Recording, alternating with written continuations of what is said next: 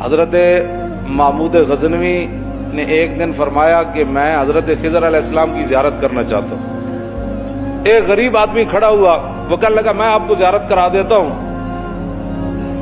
لیکن ایک شرط ہے، میں غریب ہوں، 6 مہینے کا خرچہ آپ کو دینا ہوگا میرے بچوں کا۔ اس نے کہا ٹھیک ہے۔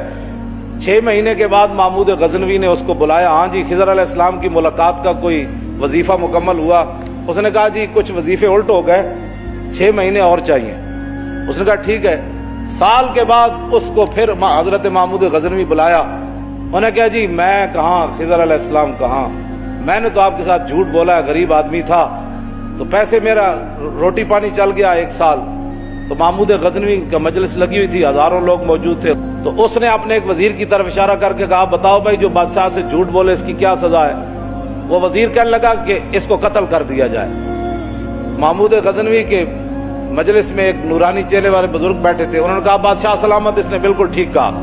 پھر اس نے ایک دوسرے وزیر سے پوچھا، اس نے کہا جی اس کی کیا سزا ہے جس نے بادشاہ سے داؤ بھی لگایا اور جھوٹ بھی بولا؟ اس نے کہا یہ گردن نہ اتاریں، یہ تو پھر جلدی مر جائے گا، اس پر کتے چھوڑے، یہاں تک کہ کتے اسے نوچ نوچ کر کھائیں تاکہ اس کو پتہ چلے بادشاہ سے جھوٹ نہیں بولا جاتا۔ تو وہ بزرگ نورانی چہرے والے کہنے لگے بادشاہ سلامت، اس نے ٹھیک کہا۔ ایک ہی صف میں کھڑے ہو گئے محمود و ایاز۔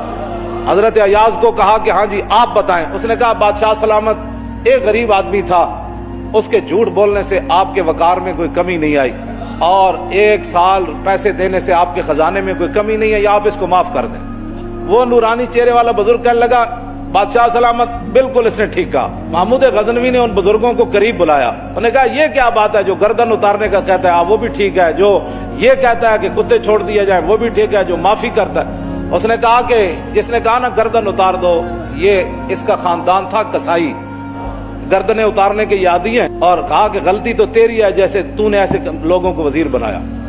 اس نے کہا جس نے کتوں کا کہا نا کتے چھوڑو، اس کے آباء و اجداد بادشاہوں کے کتے نہلایا کرتے تھے، اس نے اپنی فطرت اپنے خون کا بتایا ہے۔ اور کہا کہ رہ گیا ایاز تو یہ سید ہے، اور سید کربلا میں لٹے بھی گئے تو اف نہیں کی، اپنا سودا بیچ کر بازار سونا کر گئے، کون سی بستی بسائی تاجران آل بیت۔ کیوں جی کہا یہ سید ہے۔ جب یہ کہا نا یہ سید ہے تو محمود غزنوی کرسی پر کھڑا ہو گیا، کہنے لگا ایاز تو نے آج تک بتایا ہی نہیں میں آل رسول ہوں، اتنا ظلم کیا تو نے بتایا ہی نہیں آج تک۔ تو حضرت ایاز فرمانے لگے کہ اچھا میرا راز ان بزرگوں نے کھولا تو میں بھی آپ کے سامنے ایک راز کھولنا چاہتا ہوں۔ انہوں نے کہا جی وہ کیا ہے؟ انہوں نے کہا یہ جو بزرگ ہے نا یہ خود حضرت خضر علیہ السلام